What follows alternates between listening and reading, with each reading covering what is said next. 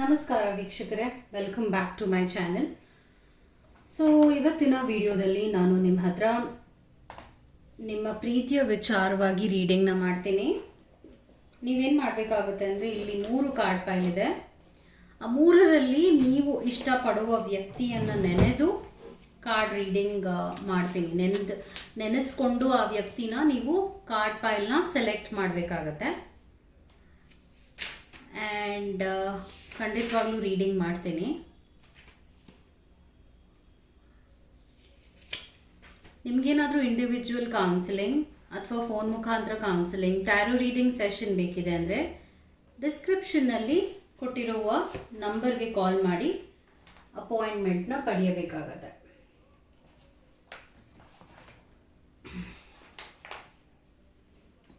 So 3ರಲ್ಲಿ ಒಂದನ್ನು select ಮಾಡಿ. ಮೊದಲನೆಯದು, ಎರಡನೇದು ಹಾಗೂ ಮೂರನೆಯದು.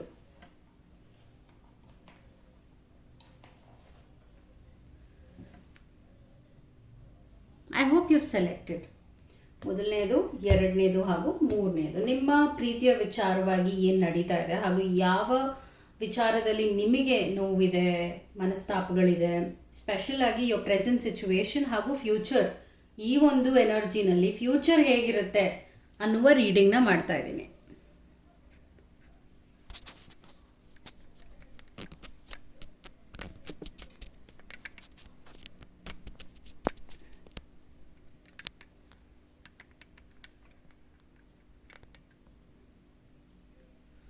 ಓಕೆ,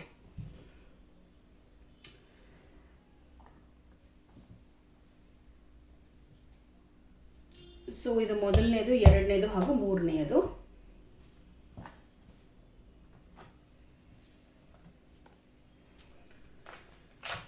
ನಿಮ್ಮ ಲವ್ ಸಿಚುವೇಶನ್ ಬಗ್ಗೆ ರೀಡಿಂಗ್ ಮಾಡ್ತೀನಿ.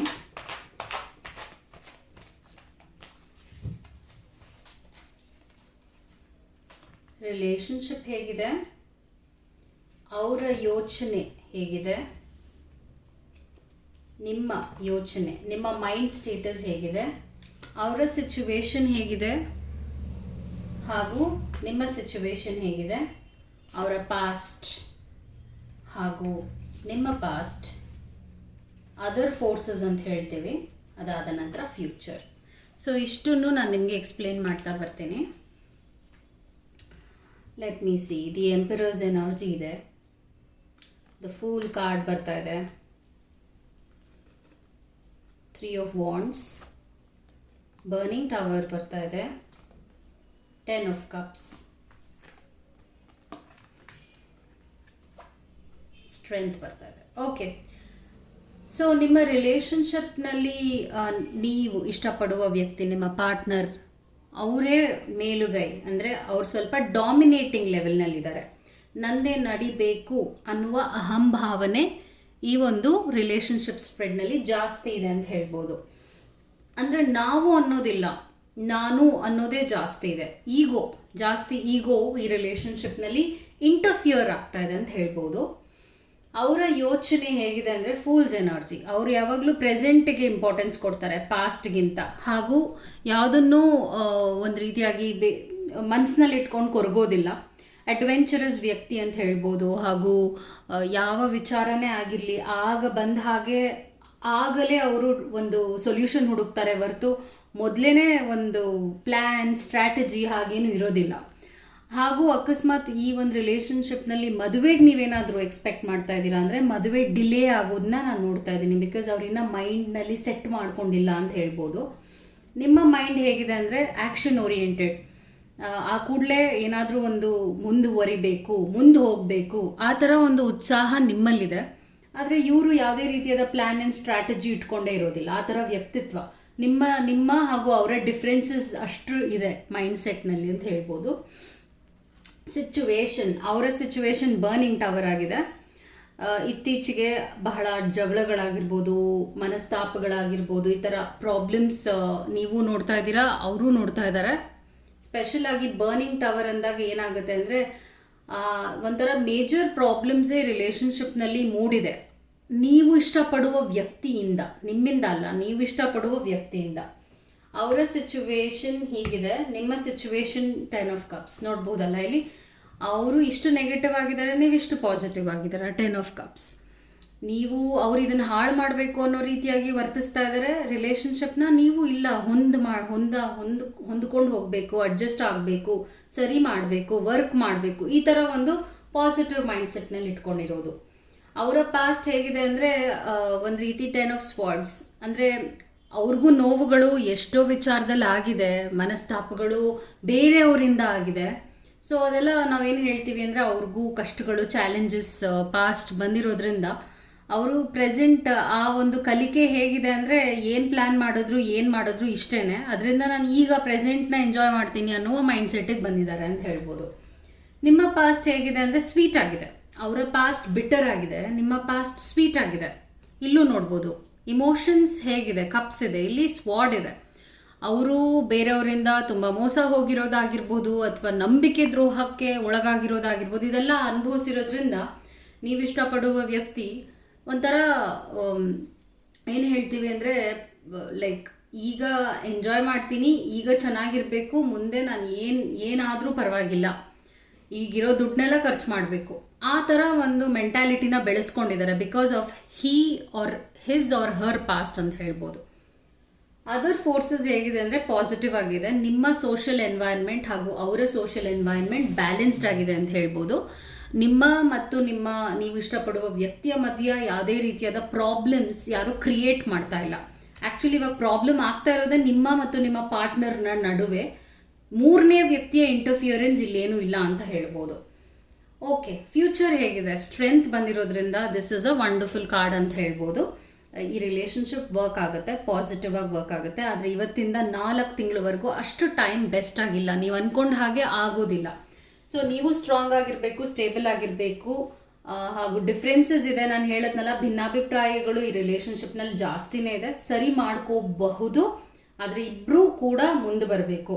ಸೊ ಪಾಸಿಟಿವ್ ಆಗಿ ಬಂದಿರೋದ್ರಿಂದ ಫ್ಯೂಚರ್ ಹೋಪ್ ಇದೆ, ಸರಿ ಹೋಗುತ್ತೆ ಅನ್ನೋ ಹೋಪ್ ಇದೆ. ನಾನಿವಾಗ ಏನು ಮಾಡ್ತೀನಿ ಅಂದರೆ ಒಂದೆರಡು ಯೂನಿವರ್ಸಲ್ ಆರೆಕಲ್ ಮೆಸೇಜಸ್ ಅಂತ ಹೇಳ್ತೀವಿ, ಮೆಸೇಜಸ್ನ ತೆಗಿತೀನಿ. ಈ ಮೆಸೇಜಸ್ ಎಲ್ಲ ನಿಮ್ಮ ರಿಲೇಷನ್ಶಿಪ್ ಕುರಿತಾಗೆ ಇರುತ್ತೆ. ಮೊದಲನೇ ಮೆಸೇಜ್ ಏನಾಗಿದೆ ಅಂದರೆ ಮೆಟೀರಿಯಲ್ ಆ್ಯಂಡ್ ಸ್ಪಿರಿಚುವಲ್ ಪ್ರಾಸ್ಪಿರಿಟಿ ಬರ್ತಾ ಇದೆ. ಇದರ ಅರ್ಥ ಏನು ಅಂದರೆ ಗ್ರೋತ್ ಇದೆ. 6 ತಿಂಗಳ ಒಳಗಡೆನೆ ನೀವು ಪಾಸಿಟಿವ್ ಚೇಂಜಸ್ ಈ ರಿಲೇಷನ್ಶಿಪ್ನಲ್ಲಿ ನೋಡ್ತೀರಾ. ನೆಕ್ಸ್ಟ್ ಏನು ಬರ್ತಾ ಇದೆ? Financial and material changes. Special ಆಗಿ ಇಲ್ಲಿ ನೋಡ್ಬೋದು ಮೆಟೀರಿಯಲ್, ಫೈನಾನ್ಸ್ ಅಂತ ಎಲ್ಲ ಬರ್ತಾ ಇದೆ. ಈಗೇನಾದರೂ ನೀವು ಹಣಕಾಸಿನ ವಿಚಾರವಾಗಿ ಇಬ್ಬರು ಕೂಡ ಇಕ್ಕಟ್ಟಿನ ಪರಿಸ್ಥಿತಿನಲ್ಲಿ ಸಿಕ್ಕಾಕೊಂಡಿದ್ದೀರಾ ಅಂದರೆ ಅದೆಲ್ಲ ಬಗೆಹರಿಯುತ್ತೆ ಅಂತ ಬರ್ತಾ ಇದೆ. ನೆಕ್ಸ್ಟ್ ಏನಂದರೆ ಹಾರ್ಮನಿ. ಈ ವರ್ಷಕ್ಕಿಂತ 6 ತಿಂಗಳು, 6 ಅವಾಗಿಂದ ಪಾಪ್ ಆಗ್ತಾ ಇದೆ. ಇಲ್ಲೂ ಕೂಡ 6 ಬರ್ತಾ ಇದೆ number. So it's giving you a message. ಏನಾಗಿದೆ ಅಂದರೆ 6 ತಿಂಗಳಾದ ನಂತರ ನೀವು ಮತ್ತು ನಿಮ್ಮ ಪಾರ್ಟ್ನರ್ ಒಂದು ಒಳ್ಳೆಯ ಪಾಸಿಟಿವ್ ಎನರ್ಜಿನಲ್ಲಿ ಇರ್ತೀರಾ. ಸರಿ ಹೋಗುತ್ತೆ, ಎಲ್ಲ ಸರಿ ಹೋಗುತ್ತೆ. ಹೊಂದ್ಕೊಂಡು ಹೋದರೆ, ಈಗ ಅಡ್ಜಸ್ಟ್ ಮಾಡಿಕೊಂಡ್ರೆ ಇಬ್ಬರು ಕೂಡ ಖುಷಿಯಾಗಿ 6 ತಿಂಗಳಾದ ನಂತರ ಇರ್ತೀರಾ ಅಂತ ಬರ್ತಾ ಇರುವಂಥ ಮೆಸೇಜ್ ಆಗಿದೆ ನಿಮಗೆ. ಅದು ನಿಮ್ಮ ರೀಡಿಂಗ್ ಆಗಿತ್ತು. ಸೊ ನೆಕ್ಸ್ಟ್ ಕಾರ್ಡ್ ರೀಡಿಂಗ್ ಮಾಡ್ತೀನಿ.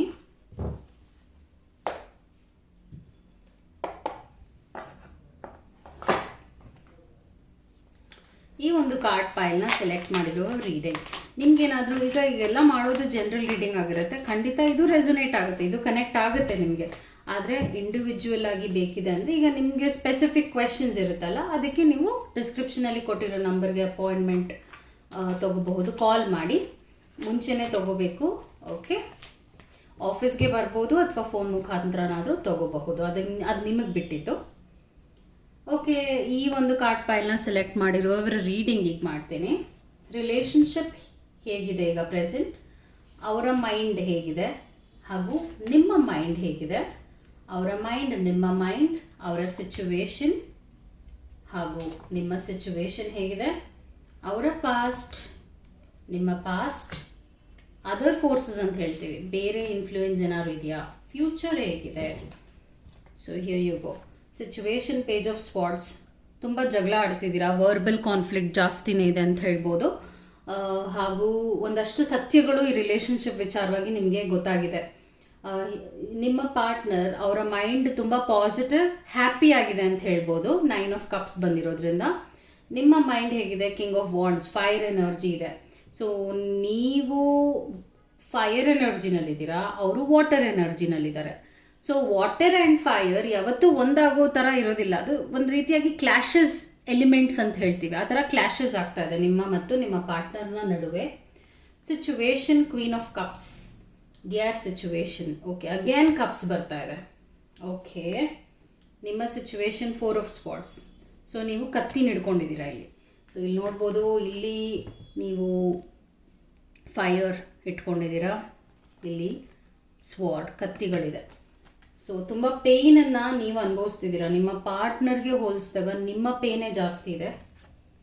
ಅದಾದ ನಂತರ ದಿಯರ್ ಪಾಸ್ಟ್ 7 ಆಫ್ ಕಪ್ಸ್ ಬಂದಿರೋದ್ರಿಂದ ಒಂದಷ್ಟು ಇನ್ಫಿಡಿಲಿಟಿ ಕಾರ್ಡ್ ಅಂತ ಹೇಳ್ತೀವಿ. ಅಂದರೆ ಅವರು ಬೇರೆ ಕಡೆ ಗಮನ ಹರಿಸಿರ್ಬೋದು, ಥರ್ಡ್ ಪಾರ್ಟಿ ಅಂತ ಹೇಳ್ಬೋದು, ಅಫೇರ್ ಅಂತ ಹೇಳ್ಬೋದು. ಆ ಥರ ಡೈವರ್ಟ್ ಆಗಿದ್ದುಂಟು. ಪಾಸ್ಟ್ನಲ್ಲಿ ಅವ್ರು ಆ ತಪ್ಪನ್ನು ಮಾಡಿದ್ದಾರೆ.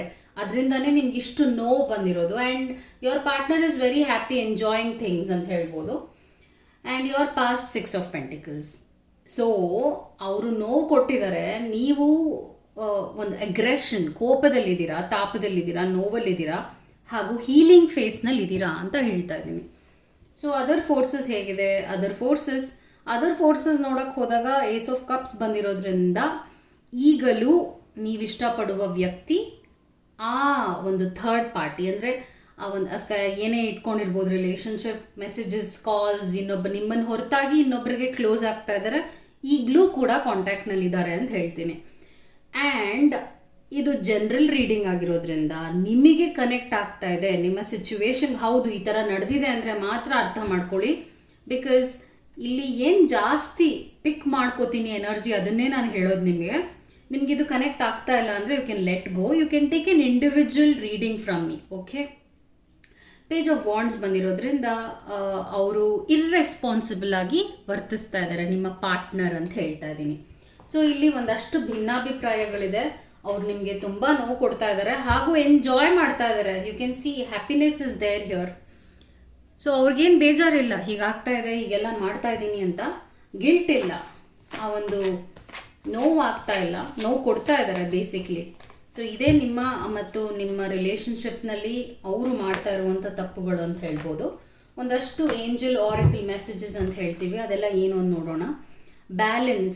ಬ್ಯಾಲೆನ್ಸ್ ಮಾಡಿದ್ರೆ ಸರಿ ಹೋಗುತ್ತೆ ಈ ರಿಲೇಷನ್ಶಿಪ್, ಆದರೆ ಅವರು ರೆಡಿ ಇರಬೇಕು ಬ್ಯಾಲೆನ್ಸ್ ಮಾಡೋಕ್ಕೆ. ಇಮೋಷ್ನಲ್ ಲಾಸ್, ನೀವು ಅದನ್ನು ಅನುಭವಿಸಿದ್ದೀರಾ, ಮಾನಸಿಕವಾಗಿ ಕುಗ್ಗಿದ್ದೀರಾ, ಹಾಗೂ ಅದು ನಿಮ್ಮ ಪಾರ್ಟ್ನರ್ ವಿಚಾರವಾಗೇ ಆಗಿದೆ. ಓಕೆ, ಅವ್ರು ನಿಮಗೆ ಪ್ರಾಪರ್ ಸಪೋರ್ಟ್ ಕೊಡ್ತಾ ಇಲ್ಲ. ಆ್ಯಂಡ್ ನಾನು ಆವಾಗಲೇ ಹೇಳಿದ್ದೆ ನಿಮಗೆ, 3 ಆಫ್ ಕಪ್ಸ್ ಬಂದಾಗ ಏನಾಗುತ್ತೆ ಅಂದರೆ ಟ್ರಯಾಂಗಲ್ ರಿಲೇಷನ್ಶಿಪ್ ಅಂತ ಹೇಳ್ತೀವಿ. ಅಂದರೆ ಎಂಜಾಯ್ ಮಾಡ್ತಾ ಇದ್ದಾರೆ. And third party entry, I am very sure it is there.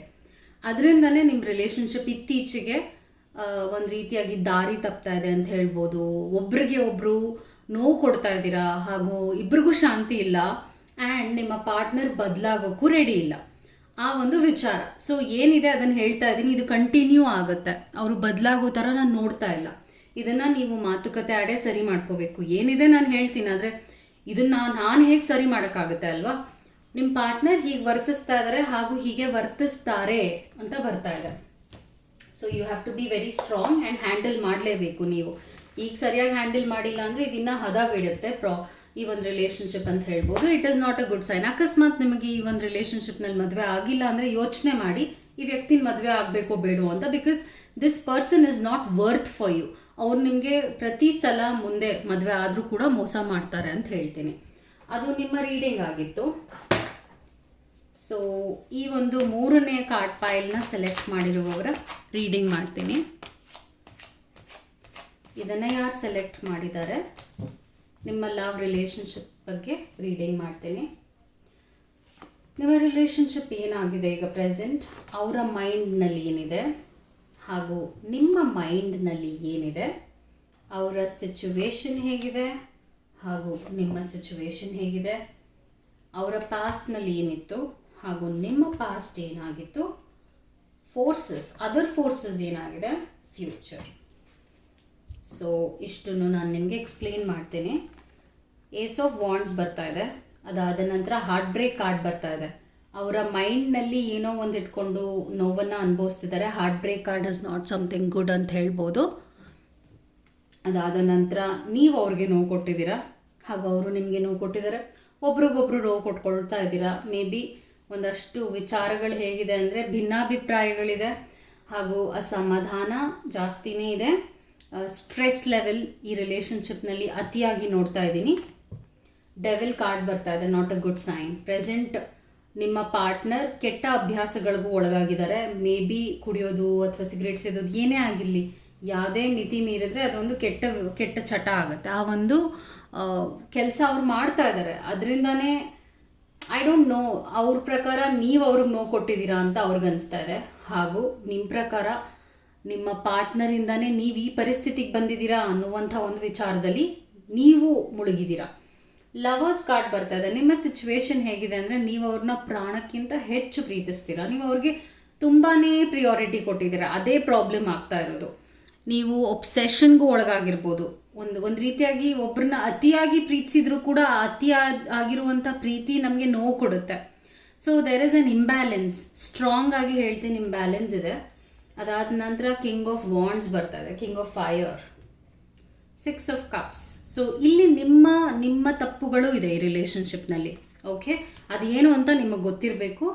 And other forces ಏನಿದೆ ಅಂದರೆ ಅದರ್ ಫೋರ್ಸಸ್ ನಿಮಗೆ ನೆಗೆಟಿವ್ ಆಗೇ ಬರ್ತಾ ಇದೆ, ನಿಮಗೆ ಅಗೇನ್ಸ್ಟ್ ಆಗೇ ಬರ್ತಾ ಇದೆ. ಸೊ ನೀವು ನಿಮ್ಮ ಸುತ್ತ ಇರುವಂಥ ಒಂಥರ ಒಂದು ಕ್ಲೋಸ್ಡ್ ಪೀಪಲ್ ಅಂತ ಹೇಳ್ತೀವಲ್ಲ, ನಿಮ್ಮ ಫ್ರೆಂಡ್ಸ್ ಆಗಿರ್ಬೋದು, ಗೊತ್ತಿರೋ ಜನ ಆಗಿರ್ಬೋದು, ಅವರು ಈ ರಿಲೇಷನ್ಶಿಪ್ ಬೇಡ, ಸರಿ ಇಲ್ಲ, ಹೊಟ್ಟೋಗು, ಆ ಥರ ನಿಮಗೆ ಇನ್ಫ್ಲೂಯೆನ್ಸ್ ಮಾಡ್ತಾ ಇದ್ದಾರೆ. ಅವ್ರಿಗೂ ಕೆಟ್ಟದಾಗೆ ಇನ್ಫ್ಲೂಯೆನ್ಸ್ ಮಾಡ್ತಾ ಇದ್ದಾರೆ, ನಿಮಗೂ ನೆಗೆಟಿವ್ ಆಗಿ ಇನ್ಫ್ಲೂಯೆನ್ಸ್ ಮಾಡ್ತಾ ಇದ್ದಾರೆ. ಈ ಥರ ಒಂದು ಸಿಚುವೇಶನ್ ಇದೆ. ಫ್ಯೂಚರ್ ಏನಂದರೆ ಏಸ್ ಆಫ್ ಪೆಂಟಿಕಲ್ಸ್. ಸೊ ಇವತ್ತಿನಿಂದ 4 ತಿಂಗಳವರೆಗೂ ನಿಮ್ಮ ಮತ್ತು ನಿಮ್ಮ ಪಾರ್ಟ್ನರ್ನ ಟೈಮ್ ಚೆನ್ನಾಗಿರೋದಿಲ್ಲ. ಅದರಿಂದ ಯಾವುದೇ ರೀತಿಯಾದ ಇಂಪಾರ್ಟೆಂಟ್ ನೆಗೆಟಿವ್ ಬ್ಯಾಡ್ ಡಿಸಿಷನ್ಸ್ನ ಈ ರಿಲೇಷನ್ಶಿಪ್ ಕುರಿತಾಗಿ ತಗೊಳ್ಳೋದು ಬೇಡ. ಏಕೆಂದರೆ ನೀವೇನು ಮಾಡೋಕ್ಕೆ ಹೋದರೂ ಅದು ತಪ್ಪಾಗುತ್ತೆ. ಆ್ಯಂಡ್ ಇನ್ನೊಂದೇನಾಗಿದೆ ಅಂದರೆ ನೀವು ಒಂದಷ್ಟು ವಿಚಾರಗಳಲ್ಲಿ ಅವ್ರಿಗೆ ನೋವು ಉಂಟು ಮಾಡಿದ್ದೀರ, ಹಾಗೂ ಅವರು ಕೂಡ ನಿಮಗೆ ನೋವಾಗಲಿ ಅಂತಾನೆ ಒಂದಷ್ಟು ಕೆಲಸಗಳನ್ನ ಮಾಡ್ತಾ ಇದ್ದಾರೆ. ಸೊ ಹಾಗೆ ಟಿಟ್ ಫಾರ್ ಟ್ಯಾಟ್ ಅಂತ ಹೇಳ್ತೀವಿ. ನೀನು ನಂಗೆ ನೋವು ಕೊಡ್ತೀನಿ, ನಾನು ನಿಂಗೆ ನೋವು ಕೊಡ್ತೀನಿ. ಸೊ ಇದನ್ನೆಲ್ಲ ನೋಡ್ಕೊಂಡು ಬೇರೆಯವ್ರು ಏನು ಹೇಳ್ತಾ ಇದ್ದಾರೆ ಅಂದರೆ ಇಬ್ಬರು ಬೇರೆ ಆಗಿ ಯಾಕೆ ಜೊತೆಯಲ್ಲಿದ್ದೀರಾ, ಈ ಥರ ಎಲ್ಲ ನೆಗೆಟಿವ್ ಆಗಿ ಮಾತಾಡ್ತಾ ಇದ್ದಾರೆ. ಬಟ್ ಇಲ್ಲಿ ಪ್ರೀತಿ ಇದೆ, ನಾನು ಒಪ್ಕೊಳ್ತೀನಿ. ಹಾಗೆ ಹಾರ್ಟ್ ಬ್ರೇಕ್ ಕಾರ್ಡ್ ಕೂಡ ಇದೆ, ಹಾಗೆ ಡೆವಿಲ್ ಕಾರ್ಡು ಇದೆ. ಸೊ ಇಲ್ಲಿ ನೋಡ್ಬೋದು ಟಾಕ್ಸಿಕ್ ಆಗ್ತಾ ಇದೆ ರಿಲೇಷನ್ಶಿಪ್. ಸೊ ನೀವೇನು ಮಾಡಬೇಕಾಗತ್ತೆ, 3 ತಿಂಗಳು ಇಬ್ಬರೂ ವರ್ಕ್ ಮಾಡಬೇಕಾಗತ್ತೆ. ಕೂತ್ಕೊಂಡು ಓಪನ್ ಆಗಿ, may be counselling will work, couple counselling work ಆಗ್ಬೋದು. ಬಿಕಾಸ್ ಒಂದು ರಿಲೇಷನ್ಶಿಪ್ನ ಸರಿ ಮಾಡಬಹುದು ಅಂದರೆ ಎಸ್, ಇದನ್ನು ಸರಿ ಮಾಡಬಹುದು. ಏಕೆಂದರೆ ಇಬ್ಬರು ಕಾನ್ಷಿಯಸ್ ಆಗೇ ತಪ್ಪುಗಳನ್ನ ಮಾಡ್ತಾ ಇದ್ದೀರಾ. ಅನ್ಕಾನ್ಷಿಯಸ್ ಅಂದರೆ ಗೊತ್ತಿಲ್ಲದೆ ತಪ್ಪು ಒಪ್ಕೊಳ್ಳೋಣ, ಬಟ್ ಗೊತ್ತಿದ್ದು ಇಬ್ಬರು ಕೂಡ ತಪ್ಪುಗಳನ್ನ ಮಾಡ್ತಾ ಇದ್ದೀರಾ. ಒಬ್ಬರ ಮೇಲೆ ಒಬ್ಬರು ದ್ವೇಷ ಜಾಸ್ತಿ ಬೆಳೆಸ್ಕೊಳ್ತಾ ಇದ್ದೀರಾ. ಇದೇ ಒಂದು ಸಿಚುವೇಶನ್ ಆಗಿದೆ. ಹೀಗೆ ಹೋದರೆ ಹಾಳಾಗುತ್ತೆ. ಬಟ್ 3 ತಿಂಗಳು ಟೈಮ್ ಸರಿಗಿಲ್ಲದೆ ಇರೋದ್ರಿಂದ ಇವತ್ತಿನಿಂದ ಸ್ವಲ್ಪ ಹುಷಾರಾಗಿರ್ಬೇಕಾಗತ್ತೆ. ನಾನು ಆಗಲೇ ಹೇಳಿದಾಗೆ ಸ್ಟ್ರಾಂಗ್ ಆಗಿರುವಂಥ ಡಿಸಿಷನ್ಸ್ ನೆಗೆಟಿವ್ ಆಗಿ ತೊಗೊಳಕ್ಕೆ ಹೋಗಬೇಡಿ. 3 ತಿಂಗಳಾದ ನಂತರ ಯೋಚನೆ ಮಾಡಿದರೆ ನಿಮಗೆ ಗೊತ್ತಾಗುತ್ತೆ. ಏಕೆಂದರೆ 3 ತಿಂಗಳಾದ ನಂತರ ಟೈಮ್ ಚೆನ್ನಾಗಿ ಚೇಂಜ್ ಆಗುತ್ತೆ. ಆವಾಗ ನಿಮಗೂ ಕೂಡ ಒಂದು ಒಳ್ಳೆಯ ಗ್ರೌಂಡಿಂಗ್ ಸಿಗುತ್ತೆ and you will get an awareness ಅಂತ ಹೇಳ್ಬೋದು. ಅದು ನಿಮ್ಮ ರೀಡಿಂಗ್ ಆಗಿತ್ತು. ಒರೇಕಲ್ ಮೆಸೇಜಸ್ ಅಂತ ಹೇಳ್ತೀವಿ, ಯೂನಿವರ್ಸ್ ಮೆಸೇಜಸ್, ಏಂಜಲ್ ಮೆಸೇಜಸ್, ನಿಮ್ಗೆ ಏನು ಬರ್ತಾ ಇದೆ, ಏನು ಮೆಸೇಜ್ ಕೊಡ್ತಾ ಇದ್ದಾರೆ ಅಂತ ನಾನು ನಿಮಗೆ 3 ಮೆಸೇಜ್ನ ಕೂಡ ತೆಗಿತೀನಿ, ನೋಡೋಣ ಏನು ಹೇಳುತ್ತೆ. So first message, rest and regenerate. ನಾನು ಆಗಲೇ ಹೇಳಿದ್ದೆ ನಿಮಗೆ ರಿಲ್ಯಾಕ್ಸ್ ಆಗಿ 3 ತಿಂಗಳು ಸ್ಟ್ರಾಂಗ್ ಆಗಿರಿ, ನೀವು ಏನು ಮಾಡೋಕ್ಕೆ ಹೋಗಬೇಡಿ ಅಂತ. ಫೈನಾನ್ಷಿಯಲ್ ಆ್ಯಂಡ್ ಮೆಟೀರಿಯಲ್ ಚೇಂಜಸ್ ಕೂಡ ಈ ರಿಲೇಷನ್ಶಿಪ್ನಲ್ಲಿ ನಡೆಯುತ್ತೆ. 3 ತಿಂಗಳಾದ ನಂತರ ಟೈಮ್ ಚೆನ್ನಾಗಾಗುತ್ತೆ. ಆ್ಯಂಡ್ ಇವಾಗ ಏನು ಲಾಸ್ ಆ್ಯಂಡ್ ಪೇನ್ ಅನುಭವಿಸ್ತಿದ್ದೀರಾ ಫೈನಾನ್ಷಿಯಲಿ ಕೂಡ, ಅದು ಚೇತರಿಸ್ಕೊಳ್ಳುತ್ತೆ. ಕಾನ್ಫ್ಲಿಕ್ಟ್ ಆ್ಯಂಡ್ ಡಿಫೀಟ್, ನಾನು ಆಗಲೇ ಹೇಳಿದ್ನಲ್ಲ, ನೀವು ಹೀಗೆ ಹೋದರೆ ಈ ಥರ ನಾನು ಒಂದು ಈಗೋಯಿಸ್ಟಿಕ್ ಆಗಿರುವಂಥ ಒಂದು ಡಾಮಿನೇಷನ್ನ ಇಬ್ಬರು ಕೂಡ ತೋರಿಸ್ತಾ ಬಂದರೆ ಇಬ್ಬರೂ ಈ ರಿಲೇಷನ್ಶಿಪ್ನಲ್ಲಿ ಸೋಲ್ತೀರಾ, ಈಕ್ವಲ್ ಆಗಿ ಸೋಲ್ತೀರಾ. ಸೊ ಇದನ್ನು ತಡಿಬೇಕು ಅಂದರೆ 3 ತಿಂಗಳು ಸ್ಟೇ ಗ್ರೌಂಡೆಡ್ ಆ್ಯಂಡ್ ಪೇಷನ್ಸ್ ಇಟ್ಕೊಂಡ್ರೆ ಎಲ್ಲ ಸರಿ ಹೋಗುತ್ತೆ. So that was your reading. And ನಿಮ್ಗೇನಾದರೂ ಇಂಡಿವಿಜುವಲ್ ಆಗಿ ಬೇಕಿದೆ ಅಂದರೆ ಟ್ಯಾರೋ ರೀಡಿಂಗ್ ಸೆಷನ್ ಡಿಸ್ಕ್ರಿಪ್ಷನಲ್ಲಿ ಕೊಟ್ಟಿರೋ ನಂಬರ್ಗೆ ಕಾಲ್ ಮಾಡಿ ಅಪಾಯಿಂಟ್ಮೆಂಟ್ನ ಪಡೆಯಬಹುದು. ನಮಸ್ಕಾರ.